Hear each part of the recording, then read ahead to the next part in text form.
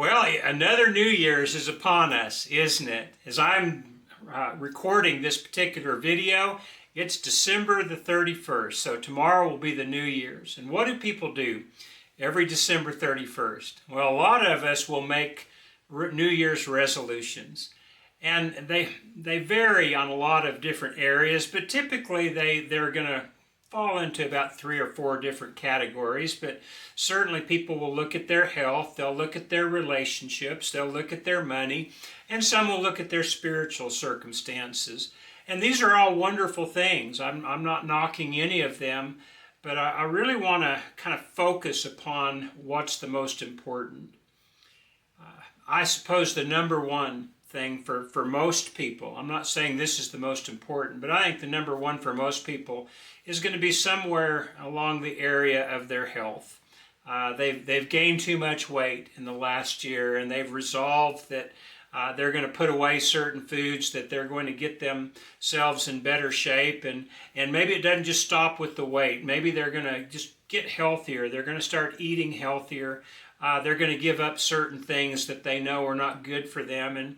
And these are great resolutions. I feel like everybody needs, whether it's at the beginning of the year or at some other point where they're thinking about this and they have a particular motivation, I think it is good for people to make these type of resolves.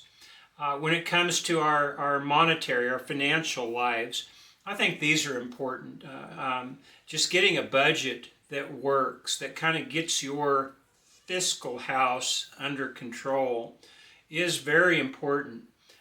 Some people will get investment plans. They'll figure out a way that they can retire early or get rich. And again, nothing wrong with these things as long as you keep them in perspective.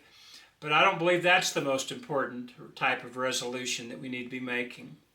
Other people will be looking at more noble areas still, their families, their marriages, and they'll want their families to get closer together. And so their resolution is to maybe do more with their family, to spend more time with their spouse as far as things that are meaningful. I realize that we all have our different areas and our different interests, and I'm not suggesting that you need to spend all your time with your family or with your spouse, but I think most of us would agree that our overall family life could stand to be more healthy, other than just coming up every once in a while with going out to eat or watching a movie together.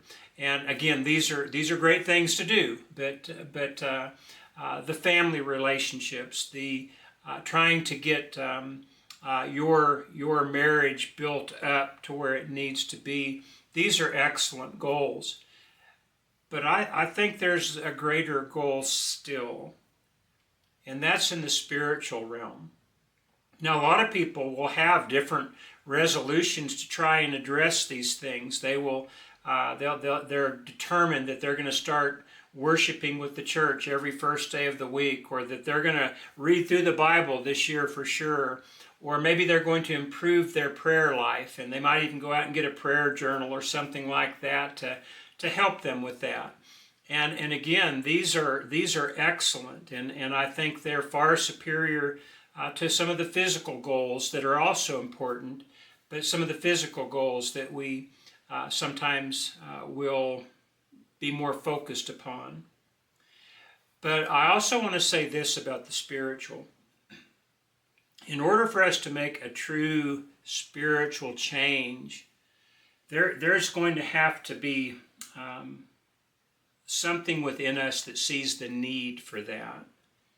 To just get more spiritual for the idea of getting more spiritual, it won't last long.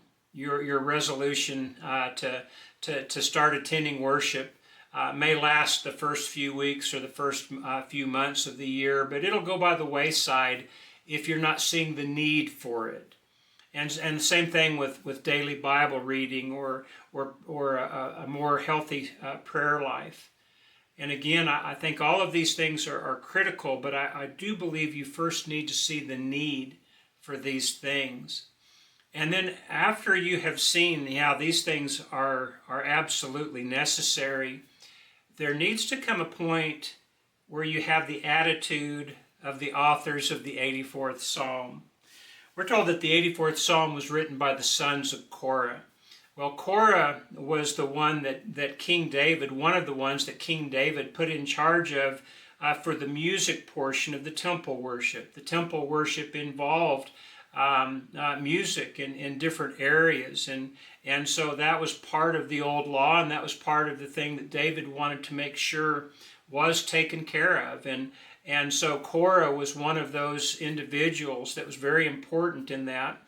And as is the case, especially during this time and with the Jewish families, they would pass along their profession to the sons. And so it was the sons of Korah that wrote the 84th Psalm. And this is what they said in verse 10. Better is one day in your courts than 1,000 elsewhere. I would rather be a doorkeeper in the house of my God than dwell in the tents of the wicked. Well, think about what they're saying. I'd rather be a doorkeeper for God's house than to be in the house of the wicked. Parties are fun.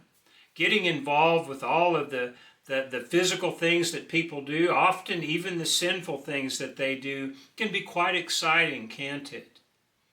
And even though it has an emptiness to it and consequences that go hand in hand with it, most people are still drawn to the party life before they will ever be drawn to the service to God. And it's this service that will cause a person to feel compelled to make the changes that are necessary. Those are the things that will cause a person to have resolve. It's a change of heart, isn't it? The sons of Korah were essentially saying, by saying, I'd rather spend a day in the courtyard of God than 1,000 elsewhere, they were essentially saying it's more than 1,000 times better to be with God and to be doing God's things than to being with the party crowd of the world, or even not the party crowd, but just the physically minded part of the world. It's 1,000 times better to be looking towards God and towards service to Him. And this is going to be the key, isn't it? It's going to be our understanding that we were created to be servants of God, therefore we need to be servants of God, but it goes further than that. It goes further than just seeing the need. There comes a point where you have a change of heart to where you realize, I really am sold on this. And I feel compelled to serve God to the very best of my ability. This is what it's going to take for you to make a resolve for God that's actually worthwhile. It will require a change of heart and a change of mindset from where you are now, if you are not already going wholeheartedly in the direction of God. You remember King David, before he was ever king, God selected him while he was still a shepherd boy.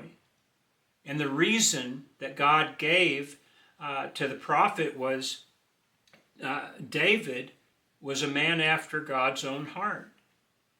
And so it was this state of heart and state of mind that David had that allowed God to raise him from a shepherd to a king. If you want to do more noble things in your life, if you want to stop the physical pursuits that you've been going in and start to have more of a spiritual direction in your life, you're going to have a change of heart. And that heart's going to have to be a heart after God's own heart for it to really serve its purpose. There's a passage in Hebrews, the 11th chapter. It's often called the chapter of faith. And it really does talk about faith. Starting in verse 8, it talks about the faith of Abraham. And look what it says in verse 9. By faith he made his home in the promised land like a stranger in a foreign country. He lived in tents. And then in verse 10 it says, for he was looking forward to the city with foundations, whose architect and builder is God. He was willing to live as a stranger here on earth in order to be doing his best to be going in the direction of God and a home with God. That was his mindset. And this was the mindset of all the faithful people that are mentioned in chapter 11 of Hebrews. In verse 13, he talks about all these different people. He said these people were still living by faith when they died. They did not receive the things promised. They only saw them and welcomed them from a distance. And they admitted that they were aliens and strangers on earth. People who say such things show they are looking for a country of their own. If they had if they'd been thinking of the country they had left, this earthly realm, they would have had opportunity to return. Instead, they were longing for a better country, a heavenly one. Therefore, God is not ashamed to be called their God, for he has prepared a city for them. There comes a point in everyone's life where they realize what is truly worthwhile for them to be doing. There comes a point where we realize what our purpose is. And our purpose was never meant by God for him just to create us so that we could go off on some physical paper chase, trying to get paper money or paper degrees or paper awards. He put us here to serve him. And for those who would have the heart and the mind to serve him with all of their ability and all of their strength, for those people, God has a heavenly country waiting for them. It won't be easy. You have to be bought into this. You have to be first convinced that this really is what you need to be doing. But once you have, then get that resolve within you and start resolving to serve God to the utmost of your capacity. You certainly will not be sorry for it.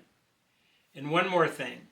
When we talk about our resolutions, while they are usually something that are worthwhile and something that are somewhat difficult to do, they're relatively simple when it comes to doing it, or understanding it, maybe is the better way to put it. If you want to lose weight, you simply stop eating as much as you had, and you start eating healthier. If you want to have a budget that works, if you want to start saving money, you just stop spending more than you're making. These are simple principles, not always easy to do, but they're simple to understand. And when it comes to our relationship with God, this is simple to understand. He desires for us to be closer to him and closer to the body of his Son, the church. And so we worship with the church more often. We read more from his word to find out what his will is. We pray to him more about the serious things in life, about the things we need help for, about the things that we want to offer him thanks for and praise for. These things are simple to understand, but yes, they're hard to do. And that's the way New Year's resolutions are, or any resolution for any time of the year. You first have to have the resolve to do it before you can ever hope to carry it through. But once you have that resolve, once you see the need for the change, and once you feel compelled to do it, you know you're going in the right direction, then you're going to do it with all your heart. This, I believe, is the resolve we need for the coming new year. What are your resolutions for this New Year's? Are they to be a better servant of God? If so, it's going to require that you be resolved to do that. And then you can take care of all these physical things that you'd like to take care of as well. They just need to come second or third or somewhere else down the list. That's the thought for today. I hope you have a happy new year, and I hope this new year finds you in a deeper service to God and on your way to that eternal city, heaven. Thanks for tuning in. Hope we'll see you next time. God bless.